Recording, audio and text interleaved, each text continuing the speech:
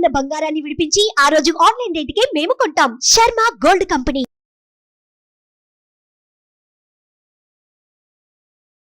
నమస్కారం, welcome to Suman TV.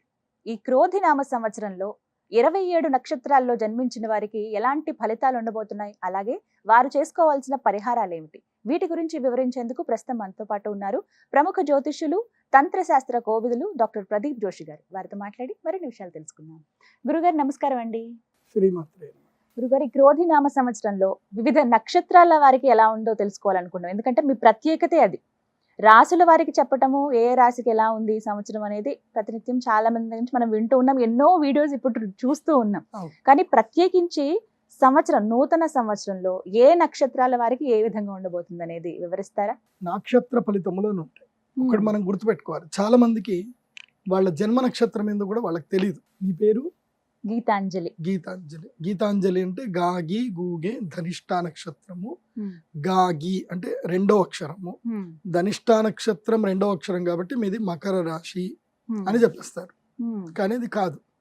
Gitanjali date of birth బట్టి ఆమె date of birth, time, place ఇదన్నీ కూడా ఏ రోజు పుట్టారు, ఏ సమయంలో పుట్టారు, ఏ ప్రదేశంలో పుట్టారు, దీని మీద గణన వేసుకుంటే ఆ రోజు గ్రహస్థితి బట్టి ఆ రోజు చంద్రుడు ఏ నక్షత్రంలో ఉంటే అది మీ జన్మ నక్షత్రం అవుతుంది. గీతాంజలి అనే పేరు మీద మీది ధనిష్ఠా నక్షత్రం రెండో పాదం మకర రాశి, మీకు ఏళ్ళనాటి శని ఉందని చెప్తే దెబ్బకి భయపడిపోతారు. ఎందుకోసం అంటే అది మీ జాతకం కాదు. గీతాంజలి అని చాలా మంది పేర్లు ఉంటాయి, మరి అందరికి ఏళ్ళనాటి శని ఉన్నట్ట కాదు కదా. కాబట్టి మీ జన్మ నక్షత్రం ఇంపార్టెంట్. ఇప్పుడు నేను చెప్పేది ఏది జన్మ నక్షత్రం, నామ నక్షత్రము కాదు. నామ నక్షత్రం వేరు, జన్మ నక్షత్రం వేరు. నామ నక్షత్రానికి ఏ రాశి ఫలాలు గాని ఏ గోచార ఫలితాలు గాని వర్తించవు. పేరే. పేరులో కొంచెం బలం ఉండాలి, అంతకుమించి ఏం లేదు. అది న్యూమరాలజీ అనుకోండి. నేను చెప్పేటువంటి పరీక్ష ఏవైతే నక్షత్ర ఫలితాలు ఏవైతే ఉన్నాయో ఇవి జన్మ నక్షత్రం అయితే తెలుసుకోవాలి. మీ జన్మ నక్షత్రం మీకు తెలియదంటే నా వెబ్సైట్కి విజిట్ అవ్వండి. అక్కడ మీ date of birth, time, place అన్ని కూడా ఎంటర్ చేయండి. మీకు మీ యొక్క జాతకం మీకు ఈమెయిల్లో PDF రూపంలో వస్తుంది. ఇది 500 పేజీలకు పైగా వస్తుంది.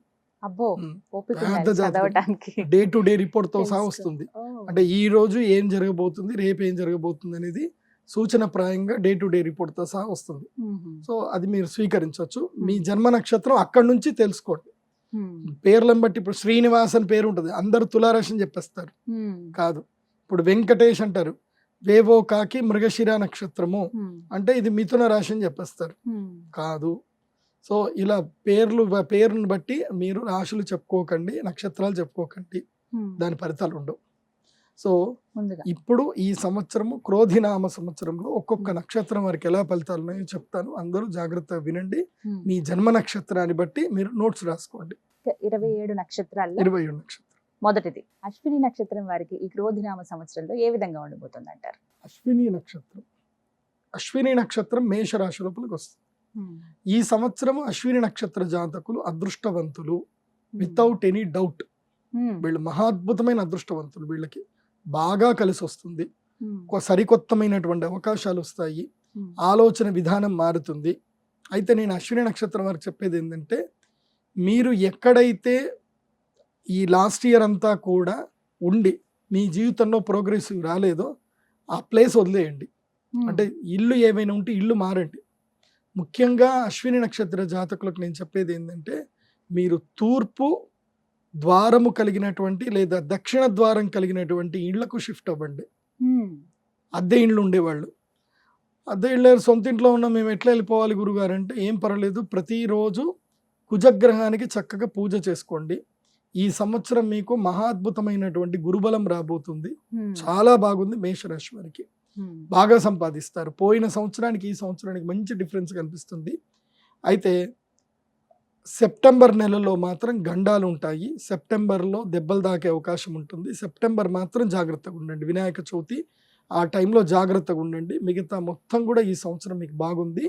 తర్వాత సంవత్సర అంతం లోపల డిసెంబర్లో మీకు గృహయోగ సిద్ధి కలిగే అవకాశం ఉంటుంది. ఈ యొక్క అంటే ఇప్పటి వరకు సంపాదించుకుంటారు, కూడబెట్టుకుంటారు, ఇనిషియల్గా పేమెంట్ చేసి నవంబర్ డిసెంబర్లో రుణము పొందే అవకాశం వస్తుంది. కాబట్టి కొత్త ఇళ్ళు కొనుక్కోవాలనుకునే వాళ్ళు ప్లాన్ చేసుకోండి. నవంబర్ డిసెంబర్ వరకు మీ ఐటీఆర్లు అన్ని కూడా సిస్టమేటిక్గా చేసి పెట్టుకోండి. తప్పకుండా గృహ రుణాలు కలుగుతాయి. ఎందుకోసం అంటే రుణ సమయం ఉంటుంది, ఏది సంవత్సరాంతంలో నవంబర్ డిసెంబర్ జనవరిలో రుణ సమయం కాబట్టి ఆ సమయంలో గృహ రుణాలు చేసుకుంటారు. ఉద్యోగంలో బాగా మంచిగా ఉంటుంది, కీర్తి ప్రతిష్టలు వస్తాయి. ఈ సంవత్సరం మేషరాశి వారికి అద్భుతంగా ఉంది. ఈ సంవత్సరము అశ్విని నక్షత్రం వారికి చాలా బాగుంది. దైవ ధ్యానం తప్పకుండా చేసుకోండి. సంవత్సరం మొదల్లో మీ యొక్క నక్షత్రానికి అరిష్టం ఉంది కాబట్టి గ్రహణ సమయంలో అరిష్ట నివారణ తంత్రం చేయించుకోండి. అదేవిధంగా మే 1 తర్వాత అక్షయ తృతీయ వస్తుంది.